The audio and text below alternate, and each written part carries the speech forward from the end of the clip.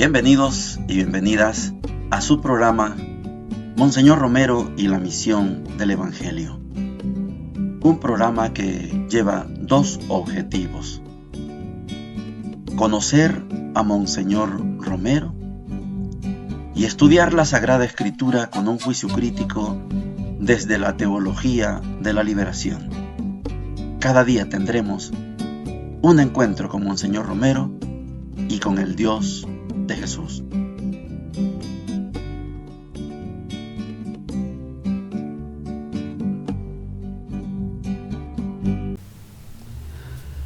Hola, ¿qué tal? Este es su programa Monseñor Romero y la misión del Evangelio.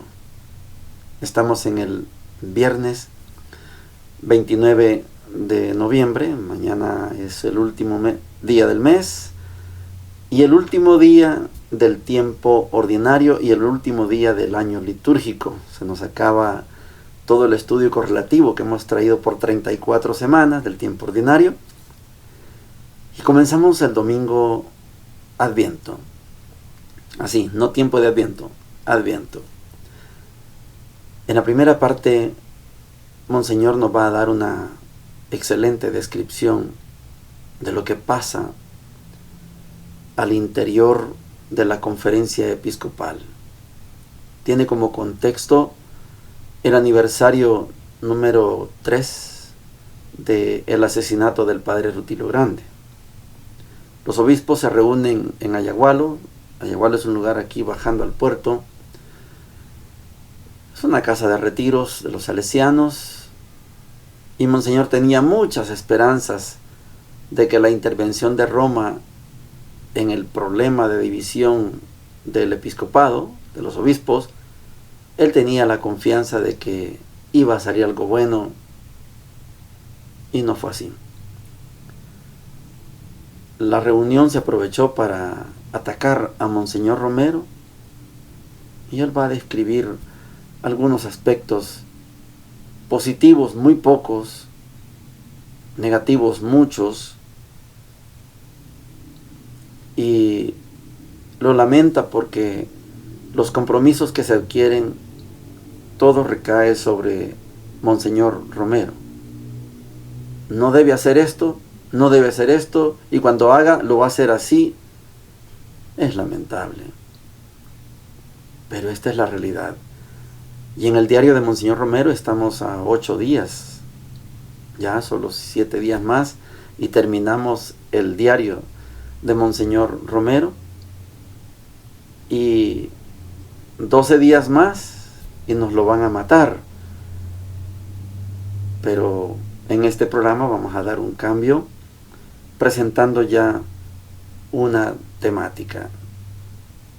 Termina el diario de hoy, el segmento del diario de hoy, con una reunión de la esposa del doctor Dada Iresi, que abandona el gobierno. Y Monseñor ha sido muy amigo del doctor Dada, un católico comprometido, el doctor Dada, en aquel tiempo. Y también se señalan los detalles de cómo se comporta la Junta de Gobierno y cómo se comporta el Partido Demócrata Cristiano. Da tristeza saber esas cosas, pero esas son las realidades de la política. Oigamos a Monseñor. Miércoles 12 de marzo. Hoy es el aniversario de la muerte del Padre Grande y se va a celebrar también una reunión de obispos en Ayagualo, convocada por el mismo Santo Padre como una sugerencia para orar y buscar nuestra unidad. Coincidió con la venida del señor Nuncio, que llega precisamente con este cometido. La reunión tuvo lugar en Ayagualo, en la casa de retiro de los salesianos, y se inició con la celebración de la Santa Misa por parte del nuncio y de todos los obispos. Después el nuncio hizo una exhortación durante la homilía que después de misa quiso concretar en pedir un diálogo en que hablaran los dos sectores en diferencias de la conferencia episcopal. Por mi parte expresé que era mi afán de fidelidad al Evangelio y a la doctrina de la Iglesia, la cual siempre resulta conflictiva cuando se le aprueba, no solo en teoría, sino cuando se trata de vivir. Y también señalé que estas divisiones ya eran en tiempo de Monseñor Chávez y que eran siempre como una crítica contra la arquidiócesis que trata de ser fiel a estas líneas de la Iglesia posconciliar. También dije que se hacía mucha crítica del arzobispado y no se ofrecían ejemplos vivos de las otras diócesis para imitarlos, y que lo que yo pedí era un respeto para la arquidiócesis y que respetáramos también cada uno su propia jurisdicción. También Monseñor Rivera estuvo muy inteligente en la explicación de esta situación, ya que él pudo remontarse con más datos precisos, históricos y doctrinales al proceder de nuestra arquidiócesis a partir del Concilio Vaticano II. Las otras intervenciones de los otros obispos naturalmente iban contra la línea del arzobispado y se sacaron muchos argumentos superficiales, aunque reconozco aquellas cosas en que puede haber un error de mi parte y estoy dispuesto a corregir. Después de almuerzo continuó esta interesante junta hasta las 4 de la tarde, en que se procedió a la votación para elegir de nuevo al presidente y vicepresidente. Se atendió mi llamamiento de unirnos para elegir a Monseñor Álvarez y ratificar así nuestra elección. Pero me sorprendió que con el vicepresidente no se hiciera lo mismo, sino que a Monseñor Rivera se le quitó de su puesto y se puso a Monseñor Aparicio como vicepresidente. Me ha quedado una gran inquietud por esta incoherencia de nuestros propósitos de unidad. Entre otras cosas, se acordó que se hará un comunicado conjunto sobre la situación del país y principalmente un llamamiento de Cuaresma que sea un signo de nuestra unión en el magisterio y en la disciplina de la Iglesia. También de que al hacer declaraciones que afecten a todo el episcopado se tenga en cuenta en la consulta de otros obispos. Comprendí que se trataba de mi caso personalmente, pero también dije que aceptaba estas condiciones toda vez que también tuvieran en cuenta las declaraciones que muchas veces se hacen en otras diócesis con mucha imprudencia y que comprometen también a la Iglesia. Fue muy fructuoso todo, aunque temo, dada la agresividad con que me atacaron Monseñor Aparicio y Monseñor Álvarez, de que no se haya ganado mucho en sentimientos profundos de unidad. El Señor dirá, y de mi parte quiero ofrecerle todos estos sacrificios y sinsabores a fin de que prevalezca el Evangelio y todos nos convirtamos a la verdad y al servicio de Dios y de nuestro pueblo. Tuve la visita de la señora de Dada Iresi, doña Gloria, que vino como a consolarse y agradecer mi apoyo moral al ingeniero después de su renuncia de miembro del Consejo de Gobierno. Me aclaró varias cosas de las deslealtades que con su esposo se han hecho de parte del Partido Demócrata Cristiano y de la Junta de Gobierno. Y le dije que podía estar tranquilo, ya que había sido obediente a su conciencia y había dado un testimonio de fidelidad a su conciencia. Llegamos a la sección de la palabra de Dios.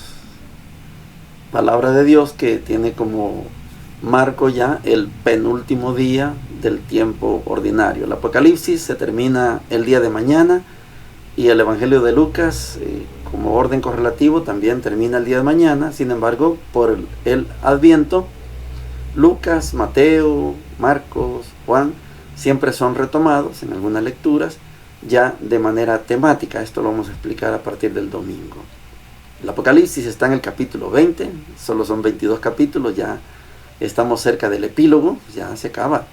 Pero quiero comentarles que he recibido muchas muestras de aceptación, o sea, de que hay algunas personas que me han escrito, me han llamado y que están de acuerdo con esta propuesta que he hecho de interpretación del Apocalipsis, y que yo creo que eso alienta, porque sé que algunas otras personas estarán con el esquema aquel de que el Apocalipsis describe el fin del mundo, y no tenemos permiso. Esa es mi opinión, no tenemos permiso para estar hablando del fin del mundo, porque ¿quiénes somos? El Salmo 8 dice que es el hombre. ¿Qué somos nosotros? Dios es Dios. Yo no puedo irme hasta allá y decir, así va a ser. Eso es un género que se llama la apocalíptica. Yo espero que ahora la distingamos mejor, la apocalíptica del Apocalipsis. Estamos en el libro de Apocalipsis, capítulo 20, versículos del 1 al 4, del 11 al 21, y repite el versículo 2. Dice lo siguiente: Yo, Juan, vi que un ángel descendía del cielo llevando en su mano la llave del abismo y una enorme cadena. Él capturó al dragón, la antigua serpiente, que es el diablo o Satanás, y lo encadenó por 1000 años.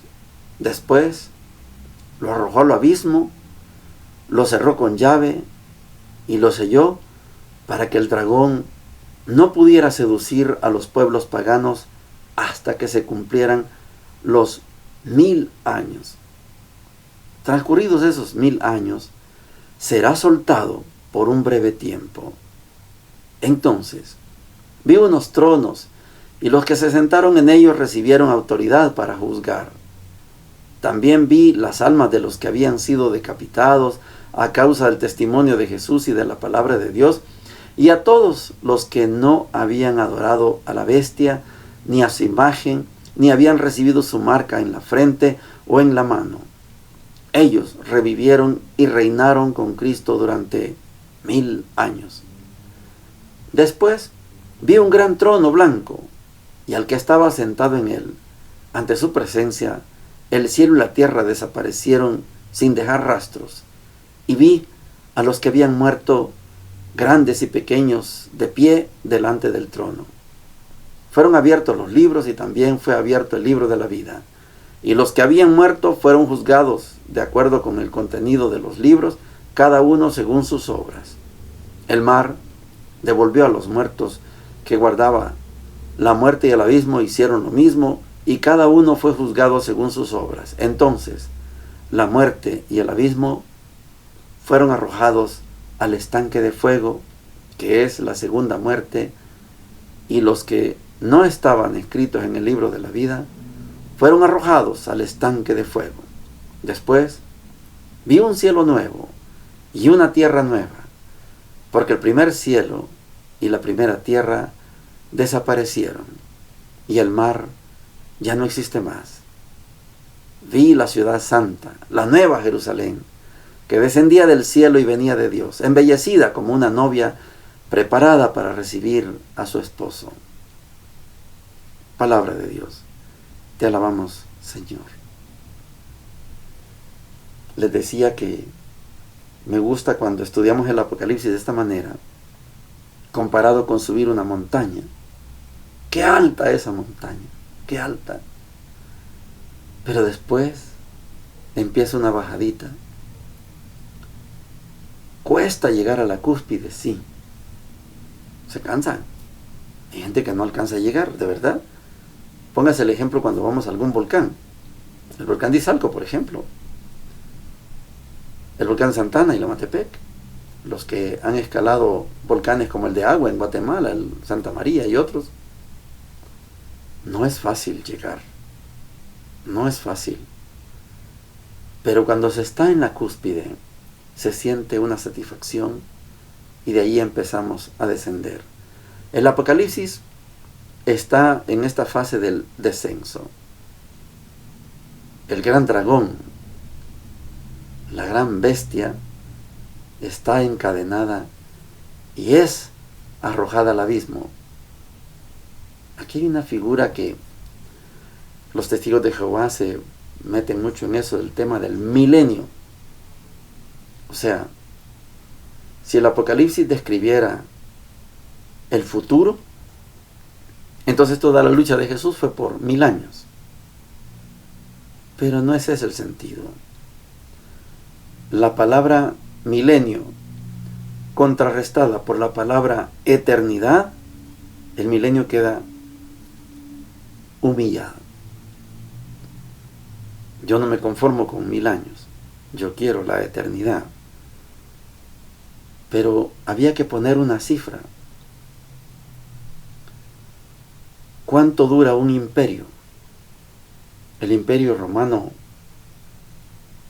comenzó desde antes del nacimiento de Jesús, más o menos unos 67 años antes de Cristo. Se consolida, se hace grande, y en el año 325, 350 años antes, 350 años de vida del imperio, empezó a debilitarse. Era mucho tiempo, 300 años, claro. Pero empezó a debilitarse, y por eso Constantino, estratega militar imperialista, entiende que debe hacer una alianza con la iglesia, porque estaba en decadencia el imperio. Gracias a que hizo la alianza con la iglesia, vivió unos cuantos siglos más. El imperio romano se partió en fracciones, en pedazos, y para más o menos el año 1050 es historia. Ya no existe más el imperio romano. Podría este número 1000 estar hablando de la duración, máxima duración que podía tener el imperio romano. No tiene nada que ver con la lucha de Jesús. Jesús no vino para darnos 1000 años de paz y después va a soltar otra vez el dragón por un tiempo breve. Y no, la figura de los 1000 años es para decirle al imperio: durante 1000 años vas a estar sometido, porque te ha ganado el movimiento de Jesús, te ha ganado Jesús, el Cordero. 1000 años vas a estar sometido. Hay dos figuras muy importantes también que debemos hablar. Primero, la figura del cielo nuevo y la tierra nueva.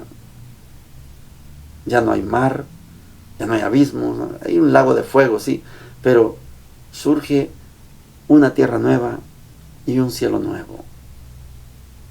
Esto, para los que hemos estudiado el Evangelio de Juan, para los que hemos estudiado el cuerpo juánico, se llama esa literatura de San Juan, no de él, de su puño y letra, sino lo que él propició.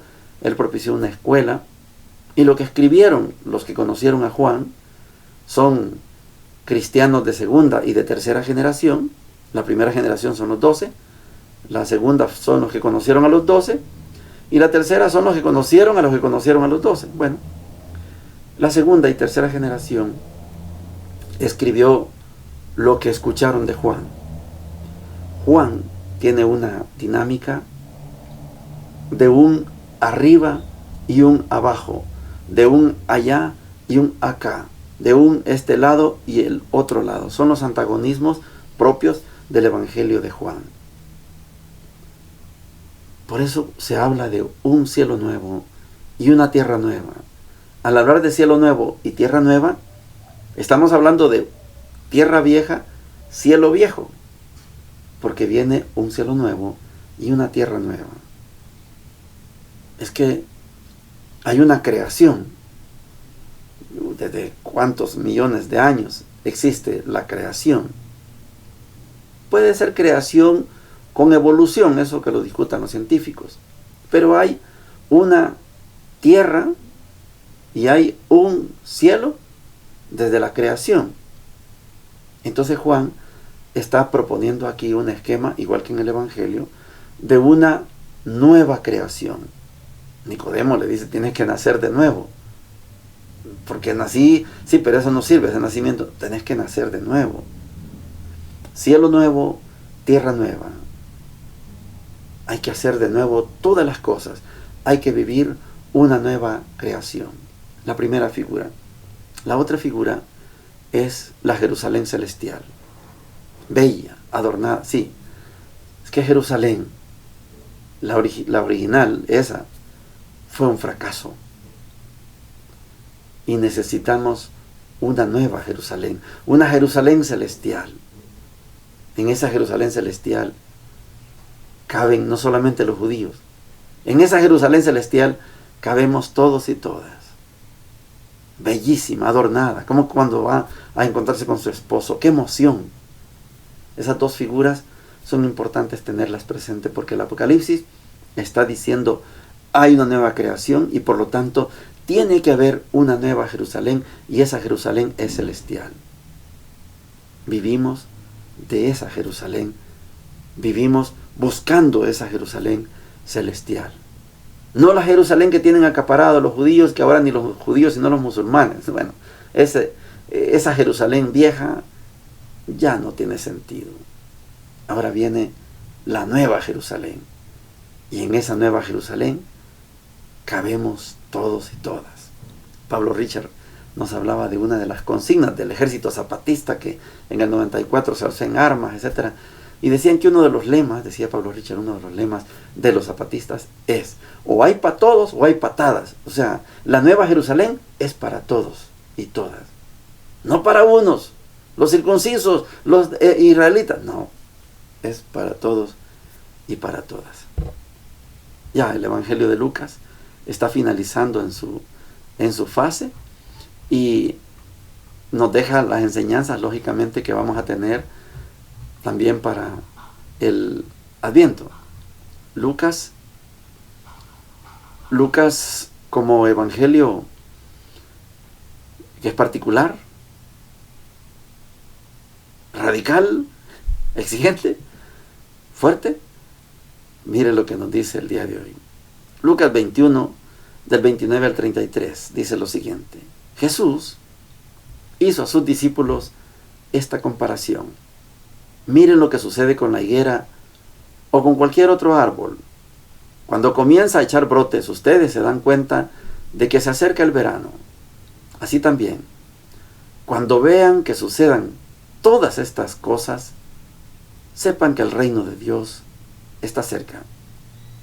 Les aseguro que no pasará esta generación hasta que se cumpla todo esto.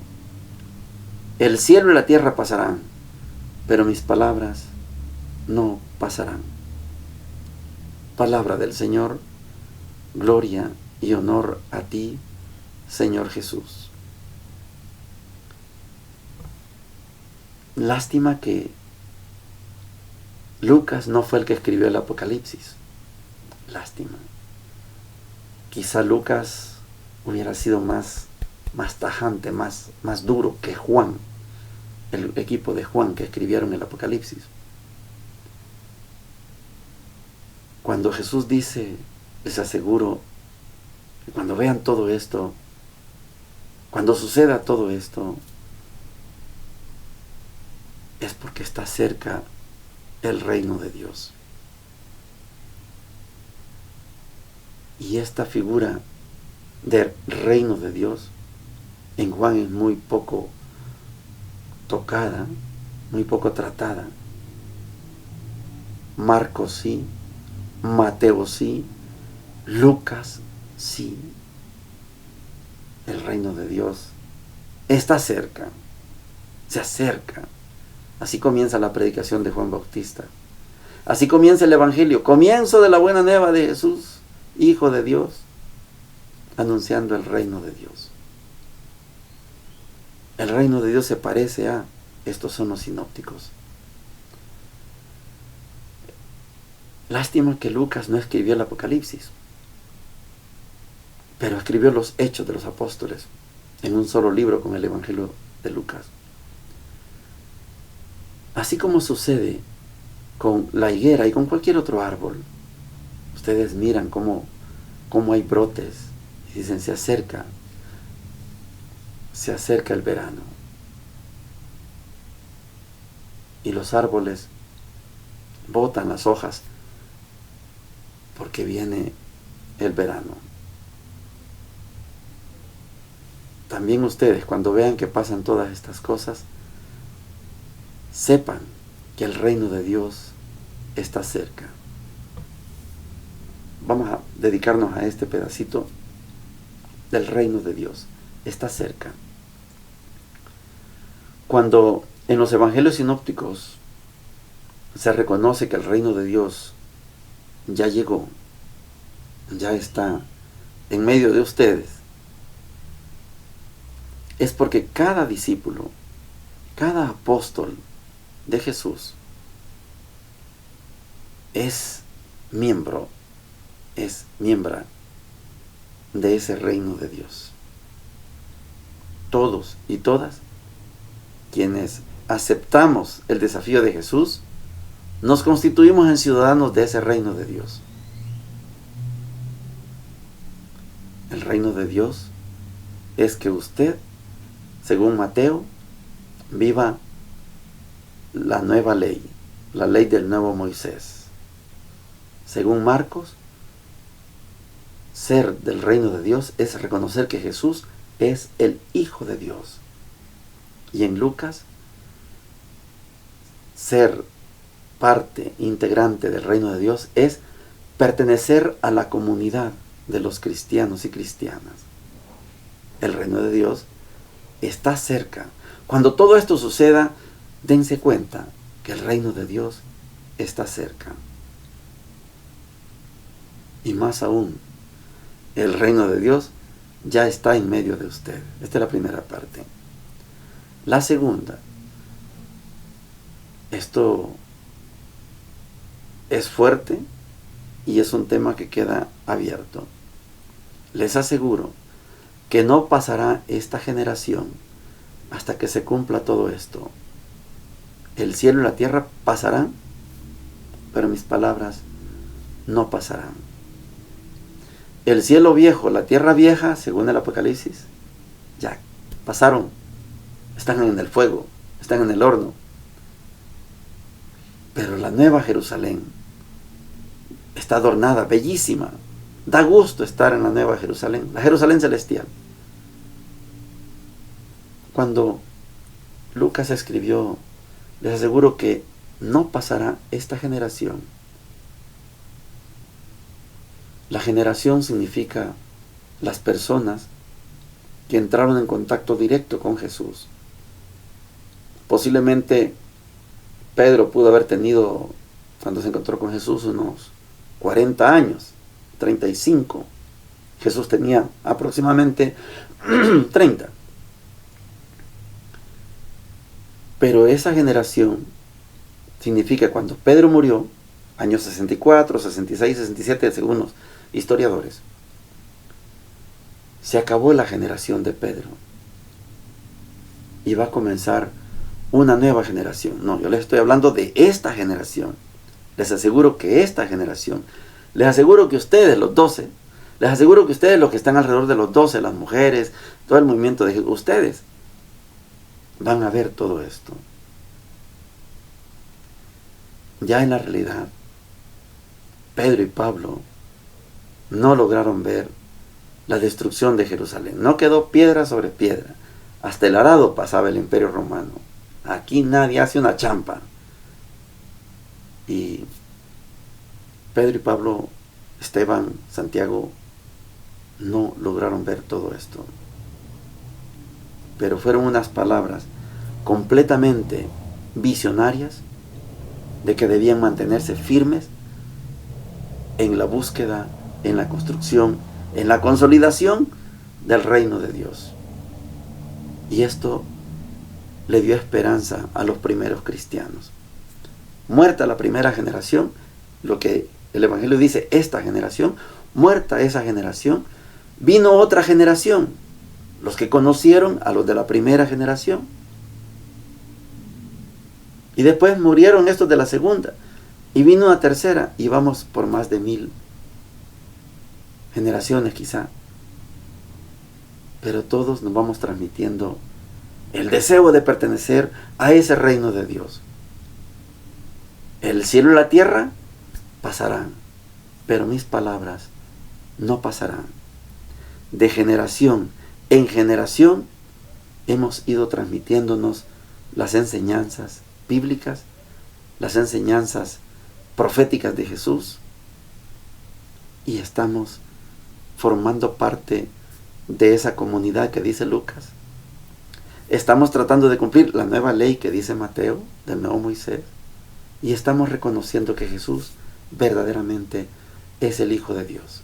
Si quieren irnos, nos vayamos a Juan. Estamos naciendo de nuevo. Esta es una esperanza. Ahí se cumplen los 4 evangelios. El Apocalipsis da una gran enseñanza, y el Apocalipsis lo que está haciendo es dándole ánimo a la comunidad, como Lucas le da ánimo a los 12. No pasará esta generación sin que vean todo esto. Y Juan en el Apocalipsis dice, no importa que nos maten, nosotros somos seguidores del Cordero. Vamos a la boda del Cordero, vamos al reino de Dios. Bendiciones para todos y para todas. Hemos presentado Monseñor Romero y la misión del Evangelio. Hasta la próxima.